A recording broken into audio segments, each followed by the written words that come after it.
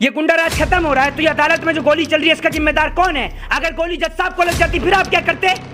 इससे पहले एडवोकेट लगातार एडवोकेट प्रोटेक्शन एक्ट की मांग कर रहे हैं, ना तो आप एडवोकेट प्रोटेक्शन एक्ट लेकर आए अभी तक। इस मुझे बताइए कि वो गोली किसी वकील को लग जाती फिर क्या होता, या माननीय न्यायाधीश महोदय को लग जाती तो क्या होता? कौन होता उसका जिम्मेदार? किसी का एनकाउंटर हो जाता है तो कभी किसी को न्यायालय के अंदर गोली मार दी जाती है, तो कभी किसी को पत्रकार का भेष धारण कर वो पत्रकार बनकर गोली मार देता है और पुलिस वाले खड़े होकर तमाशा देखते रहते हैं। बताइए ना आप मुझे, क्या कर रही है योगी की पुलिस और क्या कर रहे हैं बाबा जी?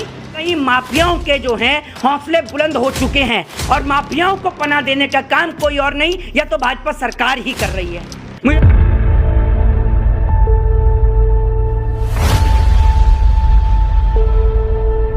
नमस्कार साथियों, आज हमारे साथ मौजूद है मोहित शर्मा, जो कि दिल्ली हाई कोर्ट और सुप्रीम कोर्ट में प्रैक्टिस करते हैं। और आज जो हम बात करने वाले हैं, उत्तर प्रदेश के लखनऊ में जिस प्रकार से कोर्ट के अंदर घुस करके वहाँ पर मुख्तार अंसारी के एक आदमी थे, उसके ऊपर हमला हुआ, 9 राउंड फायरिंग हुई और उनकी हत्या कर दी गई। इसके ऊपर हम मोहित शर्मा से जानेंगे कि इनकी क्या राय है। लेकिन उससे पहले हम आप मोहित शर्मा से ये जानना चाहते हैं कि एक पैटर्न चल पड़ा है ख़ास तौर से उत्तर प्रदेश में, कि कभी जो हत्यारे होते हैं, अपराधी होते हैं, वो कभी पत्रकार के भेष में आते हैं तो कभी एडवोकेट बनकर के आते हैं और खुले आम हत्या कर रहे हैं। तो क्या यही जो है उत्तर प्रदेश में राम राज्य चल रहा है?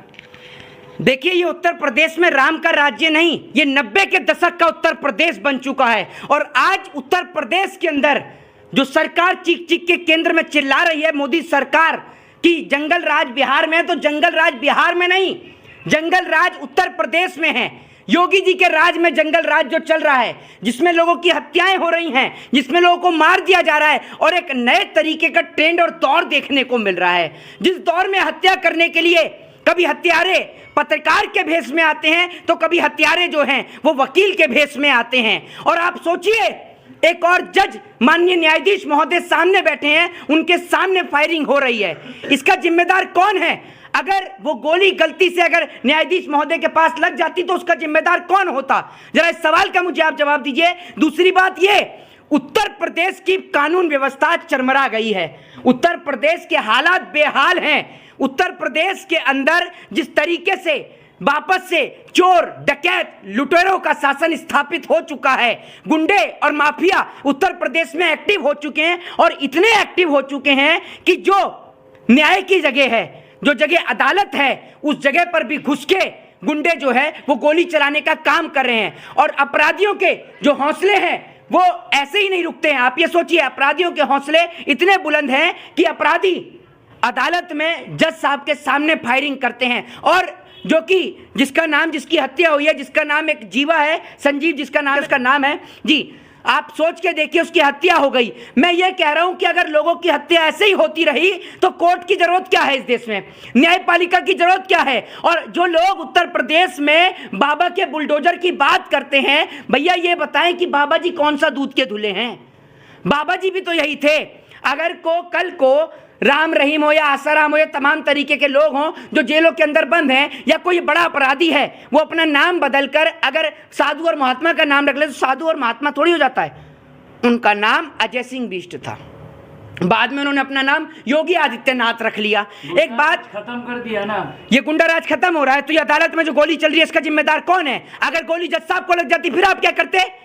इससे पहले एडवोकेट लगातार एडवोकेट प्रोटेक्शन एक्ट की मांग कर रहे हैं, ना तो आप एडवोकेट प्रोटेक्शन एक्ट लेकर आए अभी तक। इससे पहले जो वकील है उसकी हत्या हो गई। अगर आप मुझे बताइए कि वो गोली किसी वकील को लग जाती फिर क्या होता, या माननीय न्यायाधीश महोदय को लग जाती तो क्या होता? कौन होता उसका जिम्मेदार? सवाल तो प्रशासन के ऊपर भी खड़े हो रहे हैं ना, कि कोर्ट परिसर में कोई हथियार लेके कैसे घुस जा रहा है। मैं आपको बता तो रहा हूं कि उत्तर प्रदेश की जो पुलिस व्यवस्था है वो चरमरा गई है। और पुलिस व्यवस्था की तो आप देख ही रहे हैं, पुलिस व्यवस्था वाले, उत्तर प्रदेश वाले पुलिस वाले तो वीडियोग्राफी करने से और वीडियो बनाने से ही फुर्सत नहीं है। उत्तर प्रदेश के अंदर कभी कोई व्यक्ति टंकी से आत्महत्या कर लेता है तो उत्तर प्रदेश के अंदर कोई व्यक्ति जो लंगड़ा के चलता है वो भागने लगता है। बड़ी चौंकाने वाली चीजें सामने आती हैं उत्तर प्रदेश में। कभी किसी का एनकाउंटर हो जाता है तो कभी किसी को न्यायालय के अंदर गोली मार दी जाती है, तो कभी किसी को पत्रकार का भेष धारण कर वो पत्रकार बनकर गोली मार देता है और पुलिस वाले खड़े होकर तमाशा देखते रहते हैं। बताइए ना आप मुझे, क्या कर रही है योगी की पुलिस और क्या कर रहे हैं बाबा जी? बाबा जी जगह जगह जाके सिर्फ चुनावी प्रचार ही करेंगे या उत्तर प्रदेश के अंदर आप बहन बेटियों की इज्जत और आबरू को भी बचाएंगे, लोगों को भी बचाने का काम करेंगे? जिस दिन आपने देखा होगा कि जिस दिन अतीक अहमद की हत्या होती है उसके कुछ दिन बाद ही, आप ये सोचिए अगले दिन ही, नेक्स्ट डे वहां पर इलाहाबाद के अंदर एक और हत्या हो जाती है, उत्तर प्रदेश में एक और हत्या हो जाती है।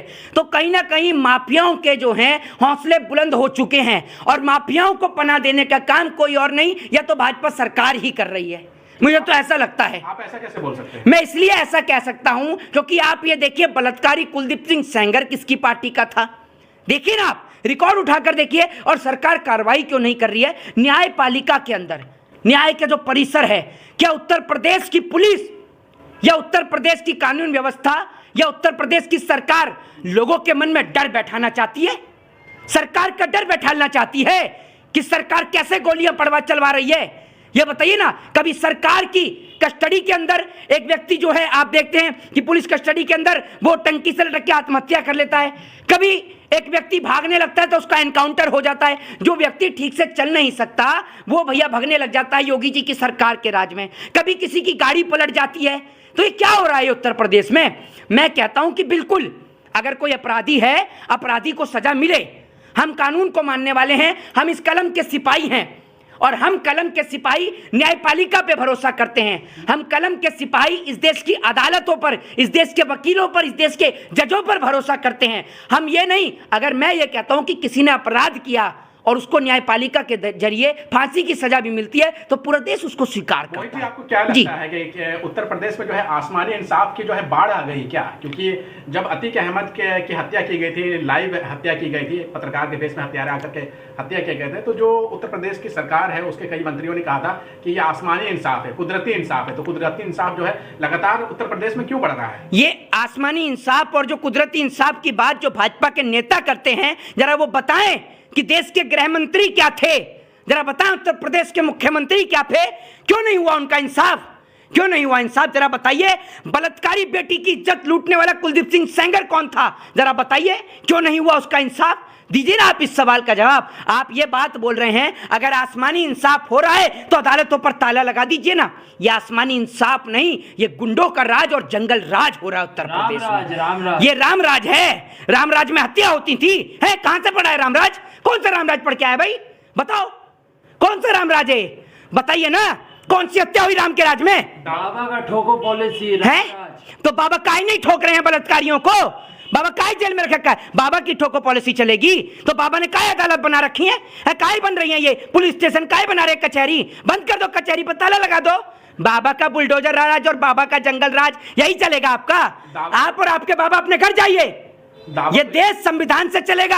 आप मानते होंगे बाबा को। इस देश में एक ही बाबा को माना जाता है, बाबा साहब भीमराव अंबेडकर, और किसी बाबा को हम नहीं जानते ना हम जानना चाहते हैं। हमारी नजर में इस देश का एक ही बाबा है, बाबा साहब भीमराव अंबेडकर, और उन्हीं के संविधान से ये देश चलेगा। आप होंगे मुसलमान या आप होंगे हिंदू, लेकिन इस देश जो चलेगा ये चलेगा ना तो कुरान से चलेगा, ना ये देश महाभारत और रामायण और गीता से चलेगा। ये देश चलेगा तो सिर्फ संविधान से चलेगा, और संविधान की तौहीन करने वाले को कोई हक, कोई अधिकार नहीं है इस देश में रहने का, याद रखिएगा। अगर आपको इस देश के संविधान से कोई आपत्ति है, तकलीफ है, तो देश छोड़कर जा सकते हैं। वैसे ही बहुत भगोड़े भक्के गए हैं, आप जाएंगे। सुनिए, दिक्कत है भगवा राष्ट्र से आपको क्यों दिक्कत? भगवा राष्ट्र से? भगवा राष्ट्र से आपको संविधान राष्ट्र से क्या तकलीफ है? ये बताइए, आपको तकलीफ क्या है? आप देश में, आपको पता है संविधान की तौहीन करना एक कानून अपराध है, आप संविधान की तौहीन करेंगे? हैं? संविधान राष्ट्र आपको क्या आपत्ति है? बताइए। दावा तो ये किया जा रहा है कि उत्तर प्रदेश में जितने भी माफियाज हैं, जितने भी गुंडे मवाली हैं, वो उत्तर प्रदेश छोड़ करके चले गए हैं या फिर सरेंडर कर दे रहे थाने में जाकर। भैया, उत्तर प्रदेश के जितने भी माफिया हैं और तमाम जगह के जितने भी माफिया हैं और जितने भी चोर डकैत हैं, वो सब भाजपा ही शरण में है। सबके सब भाजपा की शरण में आ चुके हैं, ये आप समझ लीजिए। क्योंकि अगर कोई जिसने चोरी करी है, भ्रष्टाचार किया, सब भ्रष्टाचारी भाजपा की गोद में बैठे हुए हैं। आप देख लीजिए शुभेंदु अधिकारी को उठाकर, आप देख लीजिए उठाकर हेमंत बिस्वा शर्मा को। जितने भी करप्टेड लोग हैं, जितने भी गुंडे और बदमाश लोग हैं, वो सब आज के दौर में भाजपा ज्वाइन कर चुके हैं। ये बात पूरे देश को समझनी चाहिए और सोचनी चाहिए। और मैं आज यही कहूंगा कि आज उत्तर प्रदेश में पूरी तरीके से जंगल राज स्थापित हो चुका है। जय हिंद, जय भारत, वंदे मातरम।